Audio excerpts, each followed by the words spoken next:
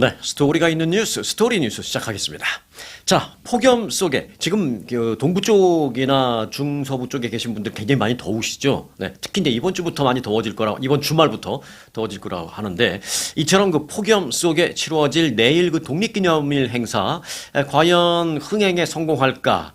라는 그 관심 그리고 우려 이게 지금 정치권에 쫙 퍼져 있습니다. 독립 250주년 기념 행사 프리덤 250이라고 하죠. 프리덤 250.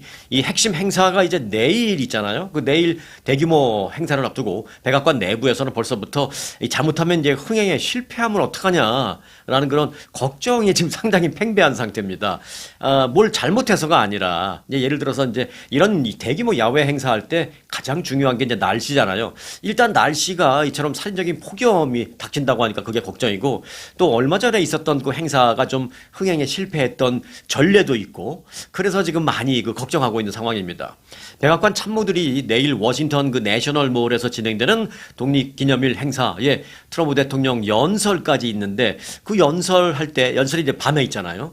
그 연설할 때 예상보다 그 관중들이 좀 적을까봐 상당히 그 노심초사 하고 있다라는 그런 전언입니다. 선례가 있다라고 말씀드렸잖아요. 지난 24일 날 그 한번 비슷한 선례가 있습니다. 트럼프 대통령의 그 독립기념일 행사 그 개막 연설을 했거든요. 이제 그때부터 본격적인 행사가 계속 이제 있기 때문에 24일 날 개막 연설을 했는데, 그때 생각보다 관중들이 많이 적었다라는 평가가 나왔습니다. 그래서 대통령이 다 끝나고 그 백악관에 돌아가서 참모들 앞에서 굉장히 경로했다. 야, 이게 뭐야, 행사를 왜 이렇게 사람이 적게 왔어? 이것밖에 준비를 못했어? 라면서 굉장히 경로했다라는 그 내부자 전원이 지금 있어요. 실제로 백악관 내에서는 지난 24일 트럼프 대통령의 그 연설 당시에 저조한 관객 문제를 놓고 참모들 자기들끼리 서로 막 니 탓이다 내 탓이다 뭐 책임 공방도 좀 있었던 것으로 알려지고 있습니다.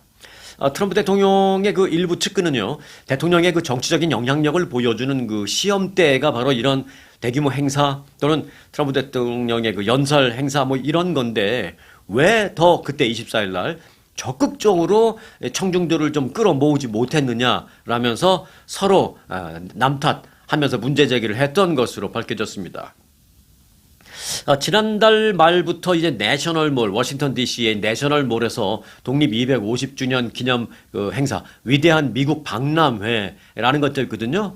여기 제가 좀 줄여서 했지만 공식 명칭은 위대한 미국 50개주 대박람회입니다. 이제 50개주, 그러니까 50개주가 다 참가하는 거죠. 50개주 모두가 예외 없이 이제 전시관을 운영을 하곤 있긴 있습니다만은 재정 부족 등을 이유로 우리는 이걸 뭐 적극적으로 하기가 힘들다라고 거의 뭐 손들고 나간 그런 주정부들도 있어요. 그래서 이런 일부 주의 전시관은 지금 좀 텅텅 빈 채 한산한 모습을 보이고 있는 그런 상황도 있습니다. 그러니까 주최 측인 연방정부에서 볼 때는 참 답답할 노릇이죠. 자, 이런 가운데 특히 이제 내일은요, 워싱턴 일대에 폭염 경보가 내려져 있기 때문에 더 걱정입니다.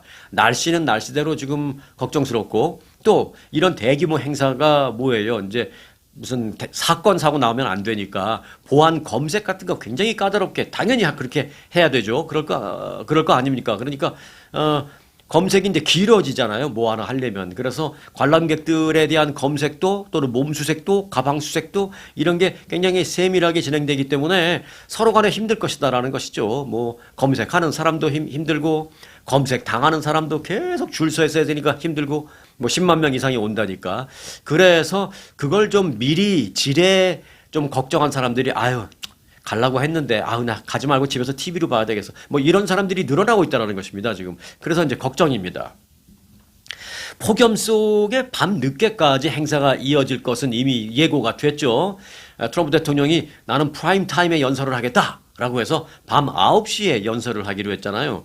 또 이제 관중들은 갔는데 대통령 연설까지 좀 봐야 되니까 그때까지 계속 있으려니까 좀 힘든 거죠. 그리고 더 하이라이트는 불꽃 축제잖아요. 무려 85만 발을 쏘아 올리겠다라는 거. 그거는 이제 대통령 연설 후에 하기로 했으니까 뭐 빨라봐야 10시 아니면 10시 반 뭐 일각에서는 잘못하면 행사가 이제 처음부터 막 밀리기 시작하면 불꽃놀이는 뭐 한 11시 넘어서 있을 수도 있다 막 이런 얘기가 나오고 있기 때문에 지금 이제 가려고 했던 사람들이 조금 좀 머뭇거리는 그런 좀 흥행이 좀 문제가 되지 않을까 이런 이제 걱정이 지금 있는 것으로 알려지고 있습니다. 자, 이에 따라서 백악관은 무대 앞에 그 관람 구역을 무료 입장권 소지자들에게 다 들어올 수 있도록 그렇게 아예 오픈을 해버릴까? 지금 그것도 지금 검토하고 있다라고 합니다. 이제 제가 이제 이 영상을 만드는 건 어제였기 때문에 검토 중이었는데 이 영상을 보시는 시점 기준으로는 이제 금요일이기 때문에 어쩌면은 오늘쯤은 결정이 됐을지도 모르겠어요. 네. 백악관 바로 무대 앞에 그 관람 구역이 있는데 거기 그 무료 입장권 가진 사람은 거기까지는 갈 수 없는 게 원래는 그런데 혹시 모르니까 그 괜히 그 유료 입장권 갖는 사람만 이게 불러다가 텅텅 비면 대통령한테도 혼날 것 같으니까 무료 입장권 가진 사람도 빈자리에 막 들여보내는 그 방안도 지금 생각하고 있다라는 것입니다. 혹시 이제 입장권 돈 주고 사지 않으신 분들은 무료를 갖고 계시다면 기다려보면 어쩌면 들어갈 수 있을지 모르겠어요. 맨 앞자리 들어갈 수 있을지 모르겠어요. 자, 그래서 과연 내일 독립기념 250주년 기념 행사 더위 속에 정말 쓰러지는 사람도 없어야 되겠고요. 또 행사 자체도 미국의 독립을 다시 한번 생각해보는 그런 의미 있는 행사가 돼야 할 텐데 좀 걱정입니다. 아무튼 사람이 너무 많이 와도 걱정. 뭐 너무 적게 오면 또 그대로 트럼프 대통령이 격노할까봐 그것도 걱정. 뭐 이래도 걱정, 저래도 걱정입니다. 다만 이제 저는 바라건대 너무 그 무더운 날씨 속에 갔던 많은 사람들 중에서 이제 더위에 지쳐서 쓰러지는 그런 인명 피해가 그것만 없으면 좋겠다라는 그런 바람을 가져봅니다. 좀 독립 250주년을 기념하는 의미에서 날씨가 좀 도와줬으면 좋겠다. 뭐 그런 생각을 하게 됩니다. 자, 트럼프 대통령의 측근들이요, 임신한 외국 여성의 입국 자체를 아예 차단하는 방법을 지금 검토 중에 있다라는 소식이 들려오고 있습니다. 자, 이 문제는 상당히 이제 심각한 문제가 될 수 있죠. 뭐 애꿎은 피해자가 발생할 수도 있고 여러 가지 면에서. 자, 트럼프 행정부의 강경 이민 정책을 직접 설계하고 있는 스티븐 밀러 백악관 부비서실장은 어제 그 팍스 뉴스와의 인터뷰에서 그렇게 말했습니다. 일시적이라도 이제 우리 미국에 누가 들어오는지를 매우 신중하게 고려해야 한다라면서 사람들이 미국 땅에 와서 아기를 낳기 위해서 막 몰려오고 그 아기는 또 평생 시민권을 받게 되는 그런 일이 더 이상 있어서는 안 된다라고 말하면서 일시적이라도 우리는 이 문제에 대해서 신중할 필요가 있다. 뭐 이렇게 말했습니다. 그러니까 일시적이라도 임산부가 미국에 들어오는 것을 막는 방안을 검토하고 있다. 뭐 이런 의미로 받아들여야 되는 거죠. 미국에서 태어난 아이의 권리 문제 그 자체를 헌법이 있으니까 그걸 건드릴 수가 없으니까 아예 임산부 자체를 못 들어오게 하는 그걸 이제 검토하는 겁니다. 하지만 이제 임산부의 입국 자체를 금지하는 방안을 두고는 논란이 많이 있습니다. 뭐 법적인 논란, 사회적인 논란, 그리고 이제 인권적인 측면의 논란 여러 가지 차원에서요. 실제로 이제 문제도 많이 있는데 누가 임신했는지를 어떻게 일일이 알 것이냐라는 것이죠. 임신 초기에는 뭐 배도 별로 불러오지도 않으니까 뭐 임신 아니라고 또는 아무 말 안 하고 그냥 들어오면은 뭐 모르겠죠. 근데 뭐 예를 들어서 입국 심사관이 여자분이신데 뭐 한 20대, 30대, 40대 여자분이신데 배가 조금 나온 것 같아서 당신 임신 중이냐? 이렇게 물어봤다가 이거 잘못하면 큰 사달 나잖아요. 진짜 임신이 아니고 살 때문에 배가 좀 나오신 분들. 이 민감하잖아요. 나 가뜩이나 이것 때문에 신경 쓰여 죽겠는데 들어오자마자 입국심사관이 너 임신 중이니 그러면 이거 완전히 무슨 희롱이 될 수도 있고 굉장히 민감한 문제입니다, 이게.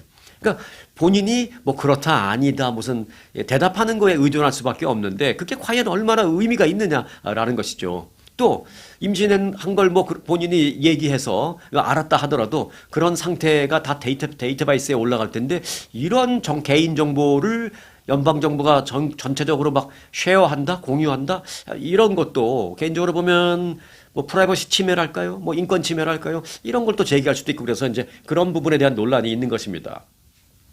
입국 심사를 할 때 단순히 임신 여부를 묻는 뭐 간단한 질문으로 뭐 끝나면 다행이겠습니다만은 뭐 그 이상일 수도 있잖아요. 그 과정에서 개인 프라이버시 침해나 심지어는 무슨 성희롱 등의 뭐 또는 그 이상의 예측하기 어려운 그런 일들이 막 발생할 수 있기 때문입니다.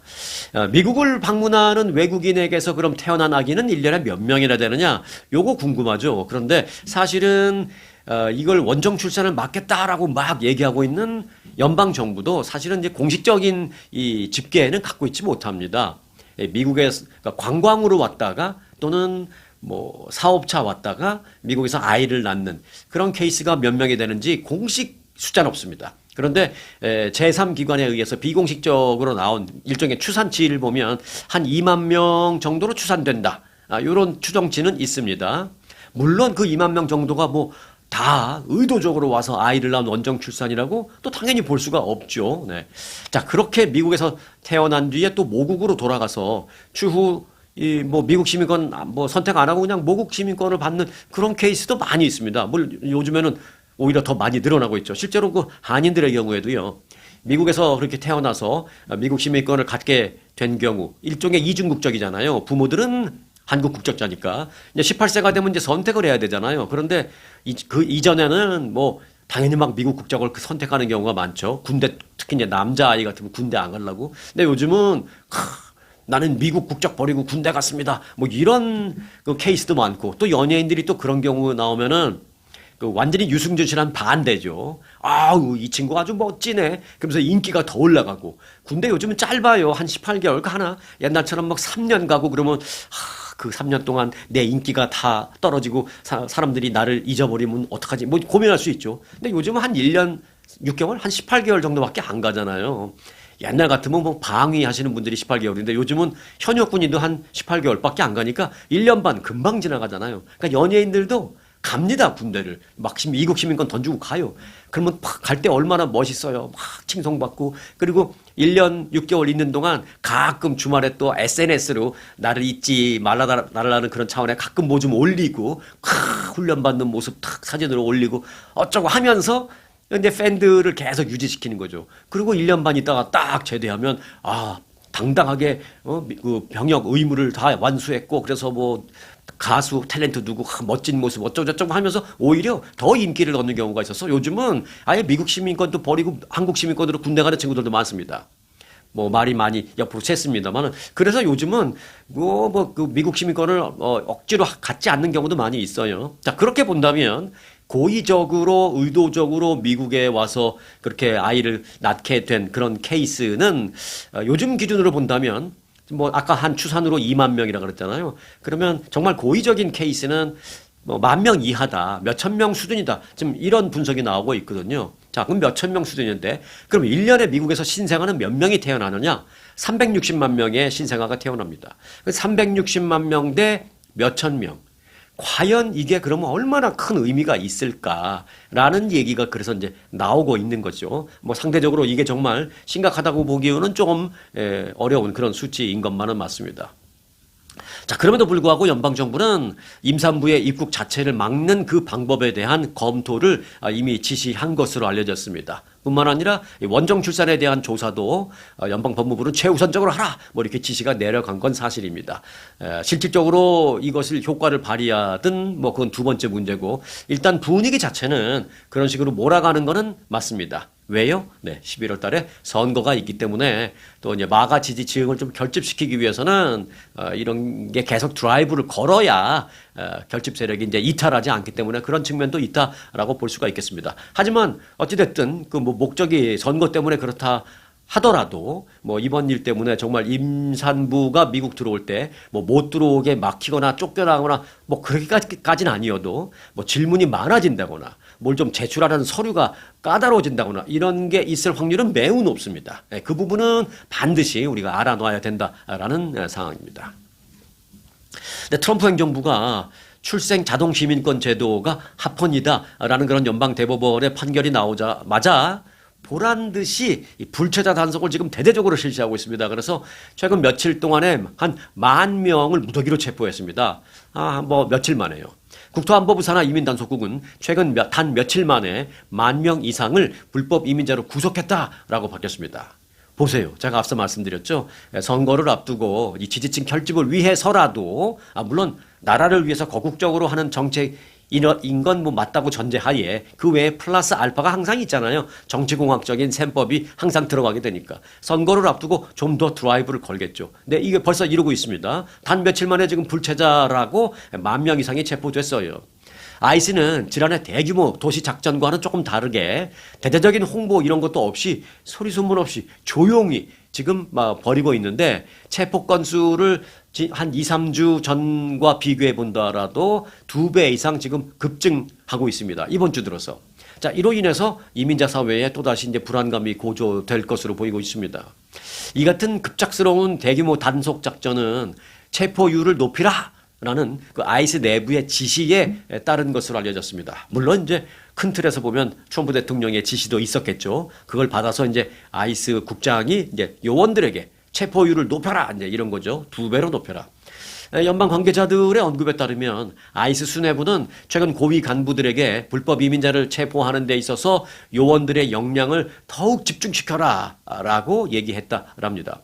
이 아이스 요원들은 이민 당국 신고 뭐 그런 거, 그러니까 이민 당국에 신고가 들어오면 곧장 시간 끌지 않고 곧장 나가서 체포하는 거 당연히 최우선적으로 하고 있고요. 또는 심지어는 교통 검문을 통해서도 경찰이 잡을 때 아이스 요원들이 옆에 가서 같이 이것도 병행해서 하라라는 지시를 받은 것으로 알려졌고 또 뭐 그 전에 있었듯이 길거리에서 불신 검문으로서 막 잡아가는 그런 것도 지금 다시 대대적으로 하고 있다라는 것입니다.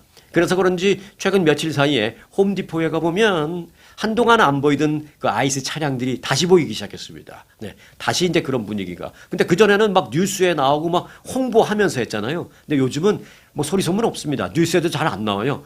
홍보도 없이 소리 소문 없이 막 잡아가고 있는 그런 상황입니다. 최근 불법 이민 혐의자의 체포 건수는 올해 초에 그 하루에 한 1,000명 수준이었습니다. 그런데 현재는 거의 2배로 늘어서요. 지난 한 4일, 5일 요 사이에 10,000명, 그러니까 하루에 2,000명 이상 체포하고 있는 것입니다. 뉴욕타임즈는 트럼프 대통령이 이 서명한 출생 자동 시민권 중단 그러니까 출생 자동 시민권을 중단하라라는 행정명령에 서명했잖아요. 그 행정명령이 대법원에서 기각된 이후에 이 같은 불체자 단속이 갑자기 보란 듯이 소리 소문 없이 대대적으로 확산됐다. 이렇게 평가하고 있습니다. 자, 다음 소식은요. 여러분도 한번 생각해 볼 필요가 있습니다. 그리고 이제 지금 전해드릴 소식은, 우리 구독자님 중에서 혹시 그 주정부 공무원 하시는 분들이라든지 아니면 매일 출퇴근하시는 분들이라든지 뭐 이런 분들이 있으면 같이 좀 들어주시고 좀 도움말도 저한테 주시면 고맙겠습니다. 출근하란다고 소송을 하는 주정부 공무원들 스토리를 좀 전해드릴까 합니다. 캘리포니아 주정부가 팬데믹 이후에 이어져 온 그 공무원 재택근무를 계속 축소하고 있습니다. 그러면서 출근 일수를 지금 늘리고 있습니다. 그러자 공무원들이 지금 반발을 하고 있는 그런 상황인데요. 캘리포니아 주정부는 어제부터 공무원 내 그 사무실 출근 의무 일수를 기존의 주 2일에서 주 4일로 확대했습니다. 그 전에 팬데믹 때는 출근 아예 안 했죠. 그러니까 주 0일. 그러다가 이제 팬데믹 끝나고 이틀로 늘렸다가 7월 1일부로 주 4일로 확대한 겁니다, 이게. 이에 따라서 최소 9만 명 정도의 캘리포니아 주 공무원들이 주 4일 출근에 영향을 받게 됐습니다.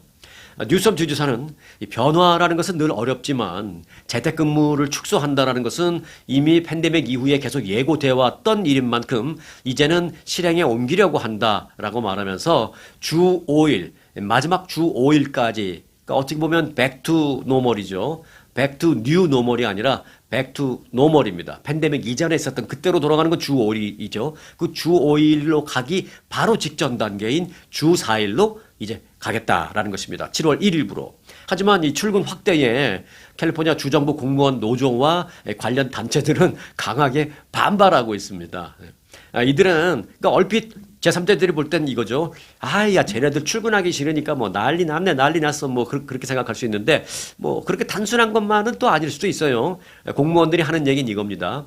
이렇게 유연하게 근무하는 유연 근무제가 납세자들에 대한 비용 절감에도 도움이 된다. 예를 들어서 바깥에 도로에 차들이 많이 안 나오니까 도로가 그 파손되는 확률도 좀 적어질 것이고 또 고용 확대에도 도움이 된다. 왜냐면 출근이 많지 않으면 나 그 잡을 내가 어플라이 해볼까? 뭐 이런 사람들이 많이 있을 테니까 고용 확대도 도움이 된다. 그리고 통근자가 감소되니까 오염이 줄어드니까 그 기후 변화에 대한 대응하는 그런 것도 도움이 된다. 뭐 이렇게 여러 가지 이유를 대고 있습니다. 그 이유 된 것 중에 빠진 것 있어요. 나 매일 출근하기 싫어요. 요 얘기는 없습니다. 이제 그건 이제 마음속에. 네. 주정부 공무원들은 주정부를 상대로 그래서 어떻게 반발하고 있느냐? 소송을 제기했습니다. 재택근무 축소 정책을 막아달라. 라는 법원에 가처분 신청을 제시했습니다. 근데 이제 그 가처분 신청이 기각됐어요. 지난 29일자로 기각됐어요. 시행 이틀을 앞두고. 그러니까 이제 뉴섬주 지사가 기각된 만큼 다 나와라! 이제 이렇게 됐는데, 공무원들은 일단 기각됐으니까 출근을 하긴 하겠지만 출근을 하면서도 우리는 계속 투쟁을 하겠다. 이렇게 밝히고 있습니다. 무슨 투쟁이요? 출근 일수를 줄이기 위한 투쟁을 벌이겠다라고 말했습니다. 저도 사실은 이제 주정부 공무원들의 그 깊이 있는 내용까지는 모르기 때문에 이게 과연 뭐 정당한 건지 뭐 리즈너블한 건지 아니면 정말 단순하게 출근하기 싫어서들 뭐 그러는 건지 한마디로 뭐 저도 잘 뭐 모르겠습니다. 네, 그래서 이 부분에 대해서는 제가 도움말이 필요합니다라고 한 이유가 이제 그겁니다.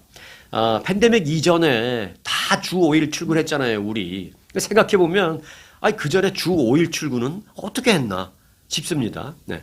팬데믹 전에는 주 5일 출근도 아무 말 없이 출근을 했었는데 팬데믹 때문에 출근 안 하고 주 5일 내내 집에서 원격 근무하다가 그 다음에 끝나면서 주 2일 출근을 하게 되니까 그것도 좀 투덜투덜했죠. 근데 이제 주 4일 출근하라고 하니까 투덜투덜을 넘어서서 소송을 한다. 지금 뭐 이런 상태잖아요. 참 어찌 보면 참 습관이라는 게 무섭다라는 생각도 듭니다. 안 하던 걸 하려니까. 재택근무라는 걸 아예 모르던 그 당시 팬데믹 이전에는 뭐 주 5일 출근 당연하다는 듯이 그렇게 다들 우리가 했었는데 이게 이제 주 이틀 출근으로 늘어나고 이제는 뭐 주 5일까지도 아니고 주 4일 출근하라는데도 그것도 힘들게 느껴지는 거죠. 근데 이 참 습관이라는 게 무섭습니다. 자, 우리 구독자님들 가운데서도 유명한 그 캘리포니아 주정부 공무원 있으시잖아요. 네, 그분의 생각은 어떤지 궁금합니다. 그분이 제가 알기로는 굉장히 객관적인 판단을 하시는 분으로 알고 있기 때문에 좀 생각이 궁금합니다. 개인적인 뭐 의견은 당연히 출근이 늘어나는 건 싫겠죠, 정말. 나 개인만 나만 생각한다면.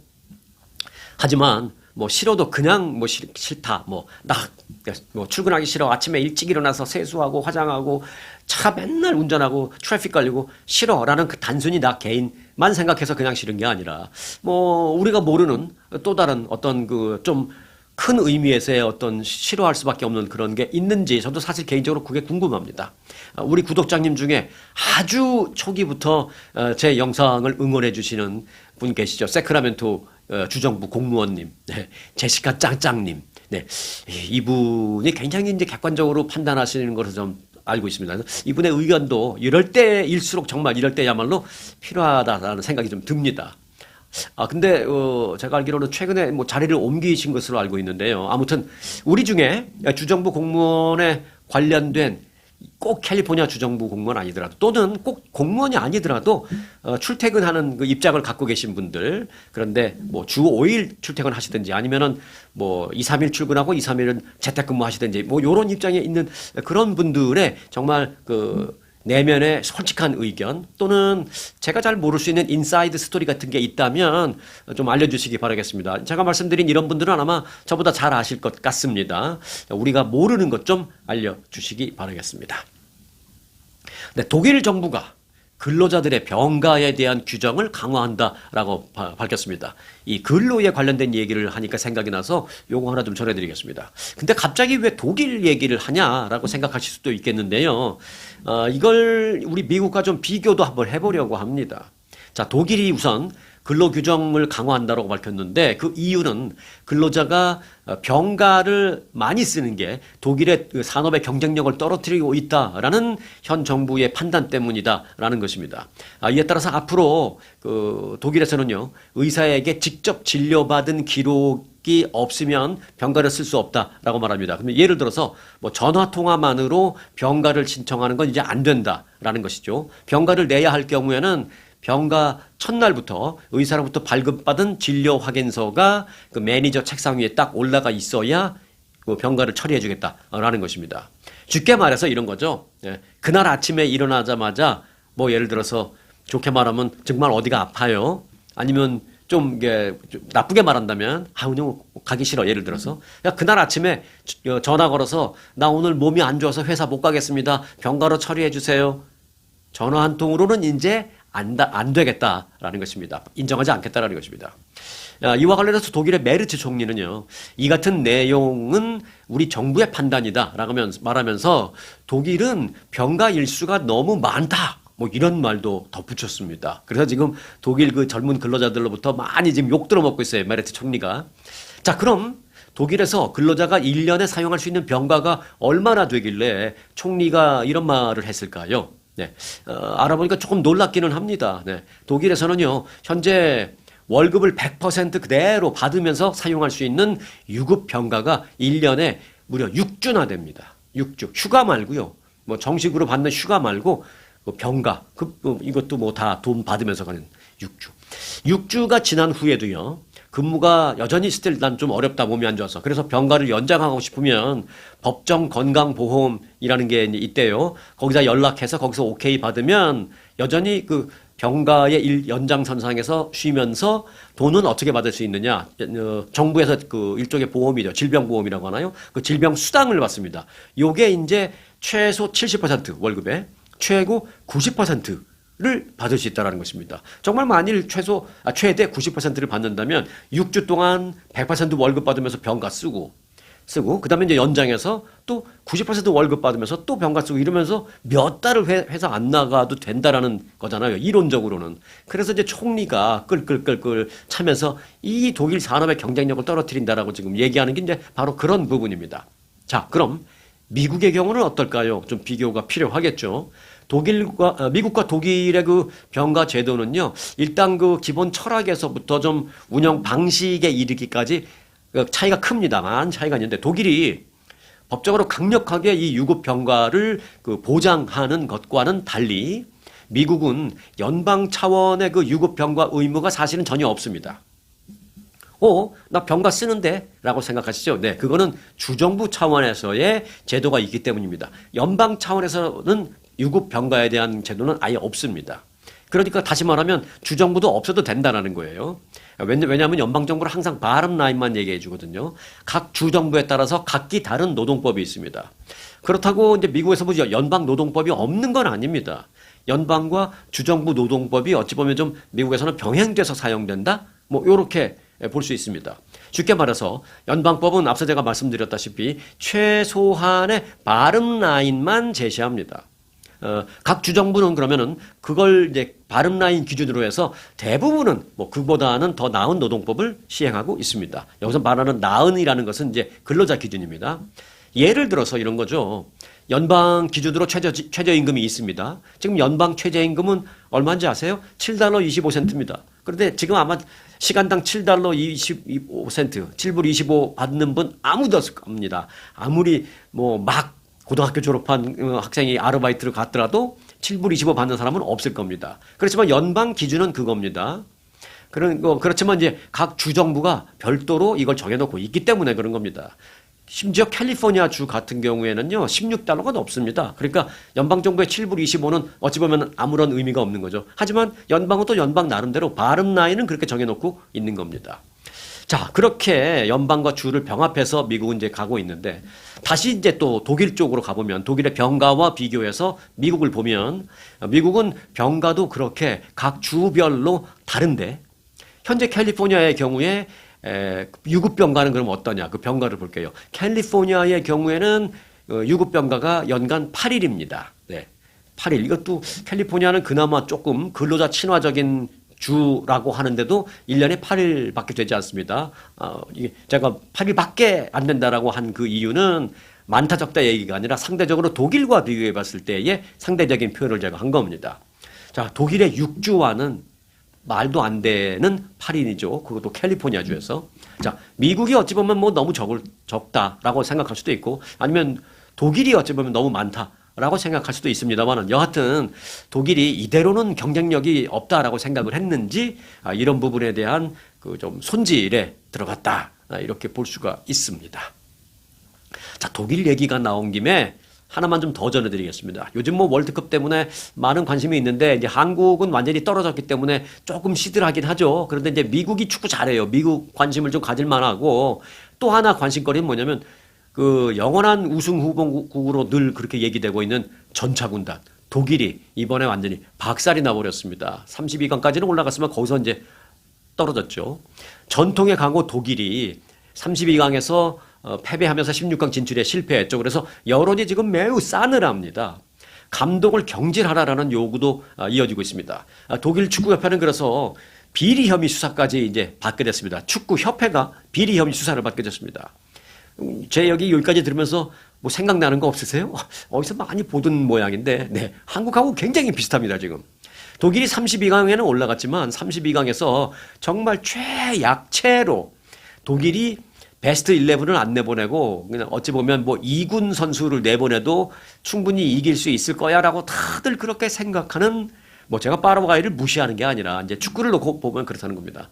그 약체로 여겨졌던 파라과이와 경기에 계속 끌려다니다가 결국은 무승부가 돼서 승부차기 갔는데요. 이 그 독일도 그렇고 무슨 스페인도 그렇고 늘 그 축구 잘한다고 소문난 그 나라들이요. 승부차기 가면 꼭 집니다. 네. 그들은 승부차기 연습을 안 했거든요. 왜? 아니, 내가 당연히 이길 거라고 생각하거든요. 그런데 약체일수록 승부차기 연습을 합니다. 왜? 어떻게든지 이 경기를 무승부로 끌고 가자. 그래서 우리가 승부차기에서 한번 뭐 승부를 보자. 뭐 이런 게 있어요. 그래서 그런지 승부차기까지 간 다음에 파라과이가 독일을 박살냈습니다. 그래서 독일이 떨어졌어요. 그러자 독일 온 국민들이 지금 망연자실한 상태입니다. 독일의 축구협회장은 월드컵 성적 부진의 그 원인을 반드시 규명해야 한다 뭐 이러고 있고요. 뭐 감독 경질 얘기는 뭐 당연한 거고. 그래서 국민들이 뭐라 그러냐면 그 감독 경질의 문제가 아니다. 이건 독일 축구협회 전반적인 근본적인 문제다라고 하면서 독일 축구협회의 비리 제보가 막 터지기 시작했습니다. 그래서 독일 경찰이 축구협회장에 대한 수사를 시작하겠다. 지금 이렇게 얘기하고 있습니다. 굉장히 비슷하죠. 지금 한국도 그래요. 홍명보 감독에 대한 뭐 비리 제보, 뭐 여러 가지 뭐 감독 선임에 있어 선임하는 과정에 있어서의 위법성 뭐 이런 게 좀 고발이 돼서 경찰이 곧 소환할 것으로 알려졌습니다. 경찰이 곧 홍 전 감독을 소환할 것으로 알려진 그날 새벽 홍 감독은 호련히 까만 모자와 까만 마스크를 쓰고 인천공항에 나타나서 해외로 출국해 버렸습니다. 정말 책임 있는 모습을 끝까지 보여주질 않아요. 어디로 갔나 알아봤더니 제가 있는 이쪽으로 왔더라고요. LA. 네. 왜 LA 왔는지 저는 알 것 같습니다. 왜냐면 홍 감독의 그 장인어른이 LA거든요. 그러니까 처갓집이 LA입니다. 제가 잘 알아요. 그 홍명보 감독이 그 LA 갤럭시 와서 뛸 때 90년대 초반이죠.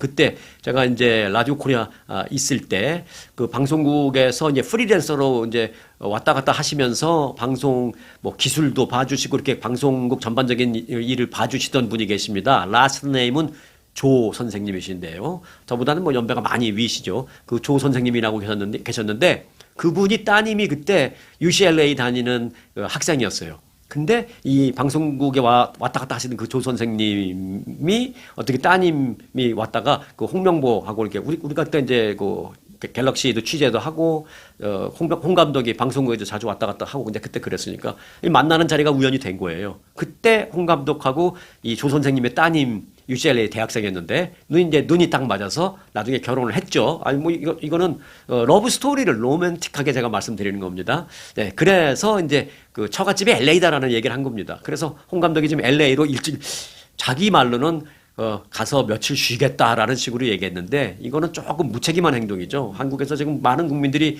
여러 가지 면에서 궁금한 점도 많고 그러는데 그런 부분에서 최선을 다해서 이렇게 국민들에게 설명하고 이제 그런 모습을 보이기는커녕 일종의 국민들이 봤을 때 도망가 버린 것처럼 책임을 회피하고 도망간 것처럼 돼버려서 많이 아쉽습니다.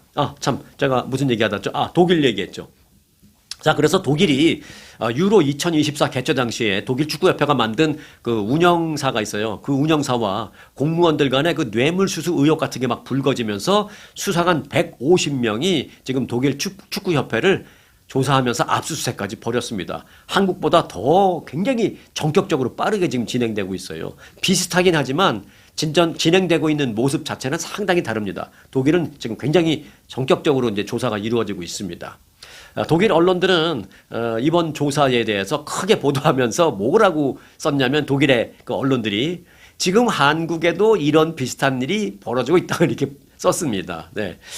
독일 언론은 한국도 홍명보 전 감독과 축구협회에 대한 조사에 직면해 있다라고 보도하고 있고요. 반대로 한국은 한국 기자들이 뭐라고 쓰냐면 독일도 한국처럼 이런 조사에 직면하고 있다. 그러니까 독일은 한국에서 똑같은 일이 벌어지고 있다.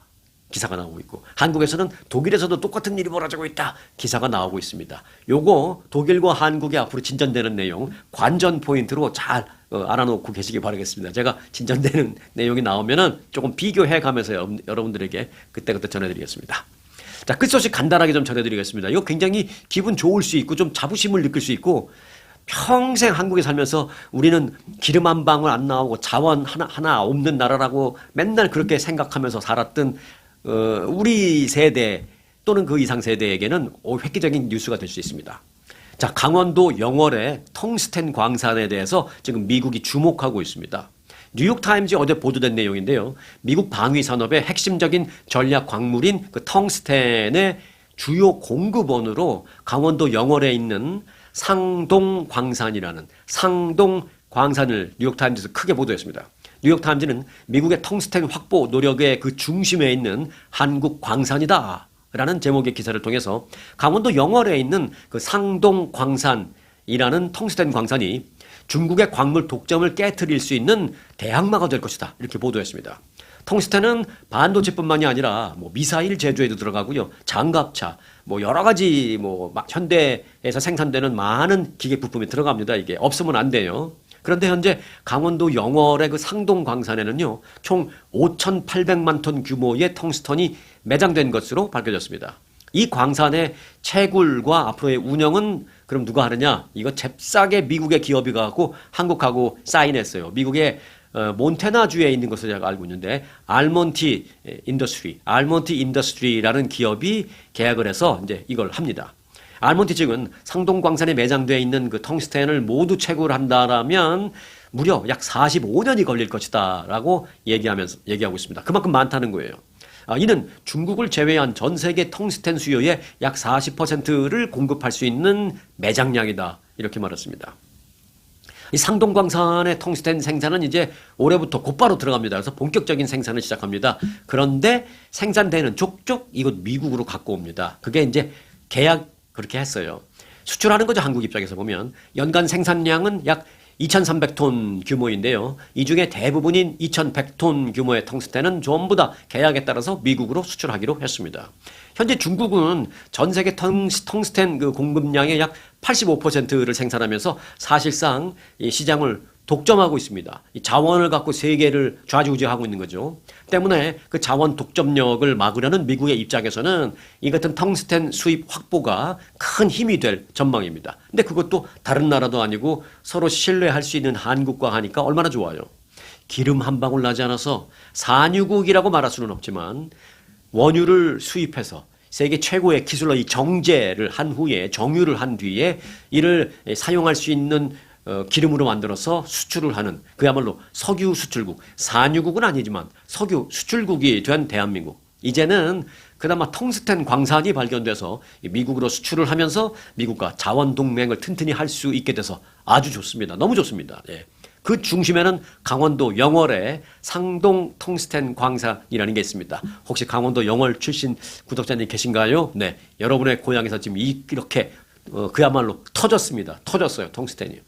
상동광산의 텅스텐으로 미국의 중국 견제도 성공하고 한국과 미국의 자원 동맹도 더욱 굳건해지는 계기가 됐으면 좋겠다라는 아주 기분 좋은 소식으로 오늘 영상을 마치려고 합니다. 이제 내일부터 많이 더워진다라고 하니까 더위에 건강 컨디션 조심하시기 바라겠습니다. 자, 오늘 영상은 여기까지 하도록 하겠습니다. 2026년 루트 66 개통 100주년을 맞아 아주투어가 특별히 기획한 미 대륙 횡단에 여러분을 초대합니다.